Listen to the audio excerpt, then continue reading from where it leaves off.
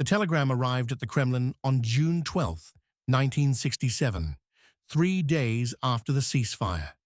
It contained a single number that shouldn't have existed, 291. That was how many Soviet T-54 and T-55 tanks had been destroyed or captured in the Sinai Peninsula in less than 6 days. The Egyptian army, equipped with what Moscow considered the world's most advanced armor, had been annihilated by Israeli forces using American M48 Pattons, tanks that on paper were inferior in nearly every measurable way. The Soviet High Command didn't believe it. They couldn't believe it. The T-54 had a longer barrel, thicker frontal armor, and a lower profile than the Patton. It was faster, used less fuel, and cost half as much to produce.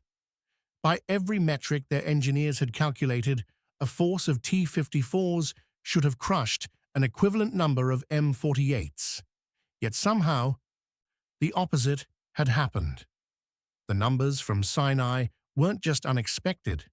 They represented an impossible reversal of everything Soviet tank doctrine had promised for 2 decades. Within a week, a team of Soviet military advisors boarded an Aeroflot flight to Cairo. Their mission was simple: find out what went wrong. These weren't junior officers being sent on a fact-finding tour. These were veteran tank commanders, design bureau engineers, and strategic analysts, men who had built their careers on the assumption of Soviet armored superiority. What they discovered in the burned-out hulls, scattered across the desert, would expose a flaw so fundamental that it had been built into Soviet armor doctrine since 1945, a flaw that couldn't be fixed with better steel or bigger guns. The advisors arrived in Cairo to find the Egyptian military command in chaos. Officers were being arrested, scapegoats were being named, and wild theories were circulating about Israeli secret weapons and American intervention. The Egyptians insisted their crews had fought bravely but had been overwhelmed by superior numbers and air support. The Soviets knew this was impossible. Their intelligence reports showed the Israelis had been outnumbered nearly 3-1 in armor.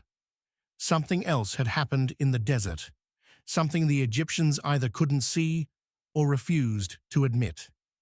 The advisors began their investigation at a captured Israeli position near Abu Aguila, where some of the fiercest tank battles had occurred. The ground was still littered with destroyed vehicles, mostly Egyptian. The Soviet team walked among the wrecks, taking measurements, photographing damage patterns, documenting where rounds had penetrated. What struck them immediately was how many T-54s had been hit from the side or rear, angles that suggested they'd been maneuvering when destroyed, not dug into defensive positions as Soviet doctrine prescribed. Egyptian tank commanders who survived told consistent stories. They described engagements where Israeli tanks appeared suddenly, fired accurately while moving at speed, then disappeared before the Egyptians could return effective fire. The T-54 crews reported being unable to track targets while moving, unable to coordinate between commander and gunner, unable to reload quickly enough to maintain fire superiority. The Israelis, they claimed, were somehow firing accurately while moving at full speed, something Soviet doctrine considered impossible, a waste of ammunition against targets that should be engaged from static, hull-down positions. The advisors dismissed much of this as combat stress and poor training. The Egyptian army had expanded rapidly in the years before the war, and Moscow knew that crew quality was uneven. Surely the problem was human, not mechanical. Then they climbed inside a captured M48 Patton. The difference was immediate and profound. The Patton's interior was spacious, almost comfortable by military standards. The commander sat in a rotating cupola with 6 vision blocks, offering a 360-degree view of the battlefield. He could scan for targets, coordinate with other tanks, and monitor the tactical situation while the gunner focused exclusively on aiming and firing. The two jobs were separated.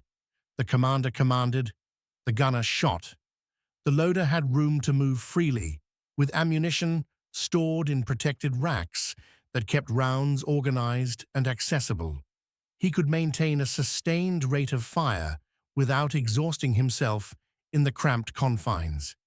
Even the driver had 3 periscopes and could see clearly while buttoned up, able to maneuver the tank effectively without exposing himself to enemy fire. The entire design assumed that the crew needed to work as a coordinated team while under fire and in motion. Then they examined a T-54, the tank they'd designed, the tank they'd built by the thousands, the tank they'd assured client states would guarantee armored superiority. The commander's hatch was a simple, hinged affair with a single periscope offering maybe 30 degrees of vision. To see anything else, he had to either expose himself by opening the hatch, making himself a target for every enemy infantryman and machine gunner on the battlefield, or rely on the gunner's scope, which the gunner needed for aiming. There was no way for commander and gunner to work independently. They had to take turns seeing the battlefield, which meant they took turns fighting. The loader worked in a space so cramped he could barely turn around, surrounded by ammunition stored loosely in every available gap, under the seats, in floor compartments, in bins along the walls.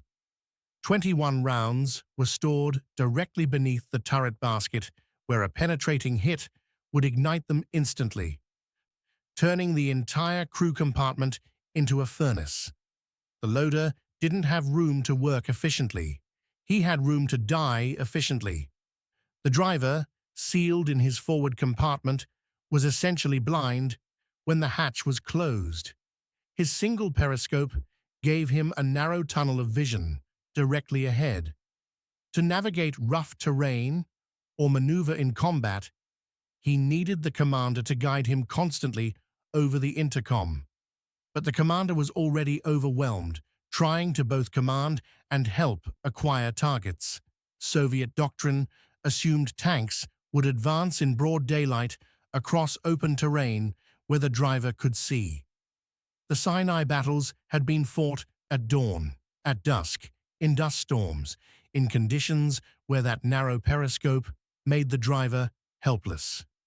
One advisor, a former tank commander named Grigory Dmitriev, wrote in his preliminary report, "The American tank is designed for the crew to fight.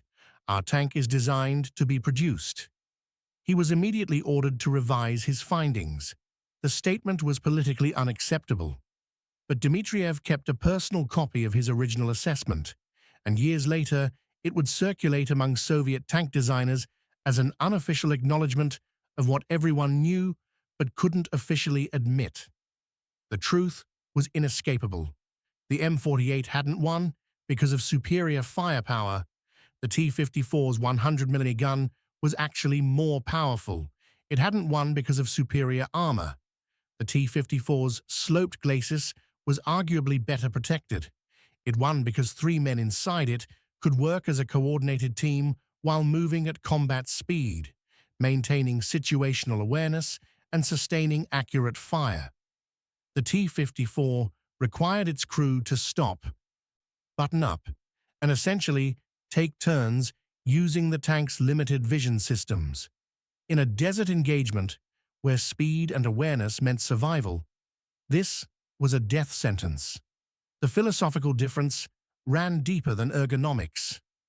American tank design, evolved from British principles and refined through decades of industrial engineering, assumed the crew was the tank's most valuable component. Each crew member represented thousands of hours of training, years of experience, institutional knowledge that couldn't be easily replaced.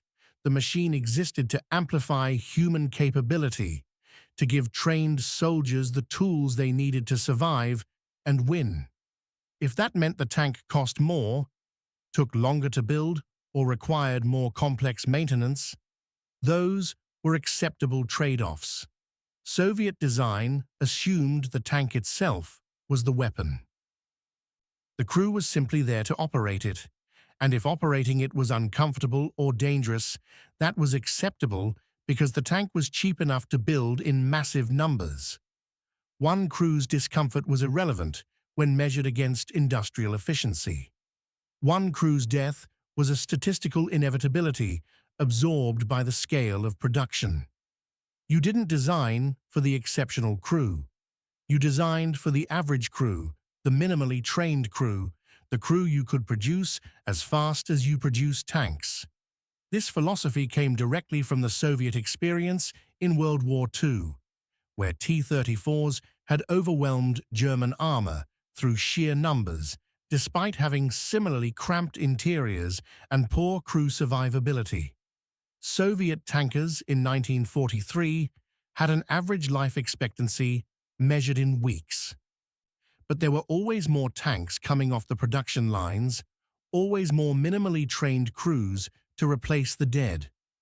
The math worked because Germany was fighting a two-front war with dwindling resources, because Soviet industrial capacity could replace losses faster than the Wehrmacht could inflict them.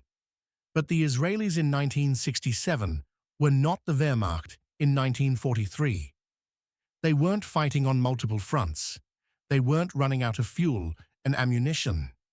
They were at full strength, fully trained, highly motivated, and operating in their own doctrine. A doctrine that assumed tanks were precision instruments operated by professional soldiers, not mass-produced weapons operated by replaceable parts. The Israeli tank commanders had studied Soviet equipment extensively. They'd examined T-34s and T-54s captured in previous conflicts. They'd interviewed Arab defectors. They'd read Soviet tank manuals. They knew every weakness the Soviet design philosophy created, and they'd built their entire tactical doctrine around exploiting those weaknesses. They knew the T-54's limited vision meant Egyptian crews were effectively blind while moving, so they attacked while maneuvering, using their superior situational awareness to maintain the initiative. They fired accurately from their stabilized guns while the T-54s had to stop to shoot, and a stopped tank was a dead tank in open desert warfare. They knew the cramped interior slowed Egyptian reload times. Soviet loaders, wedged into impossible spaces and grabbing for loose ammunition, needed 10 to 15 seconds between shots. American loaders in the spacious Patton could maintain a rate of 6 to 8 seconds. So the Israelis fired faster, often getting off 3 rounds for every 1 Egyptian shot, overwhelming enemy crews with the sheer volume and accuracy of incoming fire. They knew that ammunition stored throughout the crew compartment made any penetrating hit catastrophic, so they didn't aim for specific weak points. They aimed for center mass and watched the T-54s brew up from internal explosions as their own ammunition cooked off. Egyptian tanks weren't just being destroyed. They were being turned into crematoriums for their crews. The Soviet advisors documented all of this meticulously. They photographed the interiors of both tanks side by side. They interviewed dozens of Egyptian survivors who described the claustrophobia, the confusion, the way their commanders couldn't see threats until it was too late. They timed how long it took Egyptian crews to load and fire compared to captured Israeli drill records. They calculated that even with equal crew training, which was generous given the disparity, the M48's design advantages would result in a 3-to-1 kill ratio in favor of the Americans. Their full report reached Moscow in July 1967. It was hundreds of pages long, filled with technical diagrams, ballistic analysis, and survivor testimony. The conclusions were carefully worded but unmistakable. Soviet tank design had prioritized the wrong things. The T-54 was an industrial triumph and a tactical failure. Against a peer opponent with modern equipment and doctrine, it was a death trap. The report was read, classified, and buried. Not because the Soviet High Command disputed the findings, they couldn't. The evidence was overwhelming, but because accepting them meant admitting that the entire Soviet approach to armored warfare was flawed at its foundation. The T-54 production line was churning out thousands of tanks per year, supplying client states across the developing world, serving as a pillar of Soviet military prestige. Redesigning for crew efficiency would cut production by at least 30%, increase costs dramatically, and require a complete overhaul of training and doctrine. And the Soviet military model depended on numerical superiority. It had always depended on numerical superiority. The ability to absorb catastrophic losses and continue fighting was baked into every level of Soviet strategic planning. You couldn't admit that individual tank survivability mattered when your entire war plan assumed you'd lose thousands of tanks in the opening weeks of any conflict with NATO.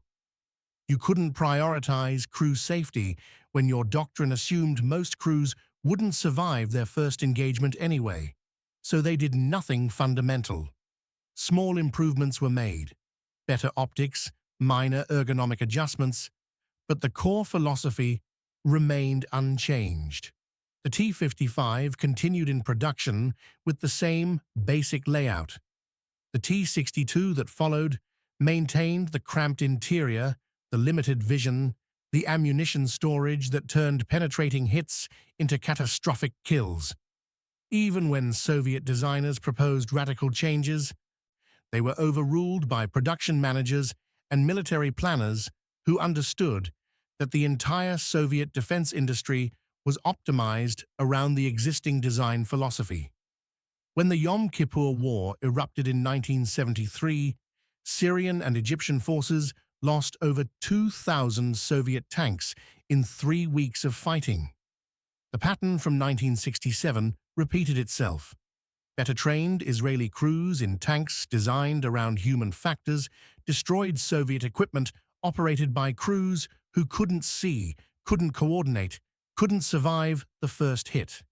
After the war, another Soviet assessment mission traveled to Damascus and Cairo. They found the same problems, documented the same design flaws, reached the same conclusions. Their report was also classified and ignored. The philosophy persisted through generations of Soviet armor. When the Cold War ended and Western analysts finally got unrestricted access to Soviet equipment, they examined T-72s and T-80s and found the same design compromises still present. Cramped interiors, limited vision, ammunition stored where it could kill the crew. 40 years after Sinai, Soviet tanks were still being built around the assumption that the machine mattered more than the men inside it. The irony was that Soviet engineers knew better. In private conversations, in classified memorandums, in angry letters that never reached decision-makers, they argued for human-centered design. They pointed to Western advances in crew survivability, to studies showing that experienced crews were force multipliers worth more than raw numbers, to the simple mathematical fact that a tank with a dead crew was just expensive metal. But they were overruled by a system that valued production quotas over battlefield effectiveness, that measured success in tanks built rather than battles won. The secret wasn't a hidden weapon or classified technology. It was a philosophy written into metal and doctrine. Whether you design a machine around the people who use it or design people around the machine. The Soviets chose efficiency, the Americans chose effectiveness, and in the Sinai Desert in 1967, in the Golan Heights in 1973, in every conflict where Soviet tanks faced Western armor operated by professional crews, that choice measured out in thousands of destroyed tanks and tens of thousands of crew members who never had a chance to fight back. The fatal flaw wasn't engineering. It was what they believed engineering was for.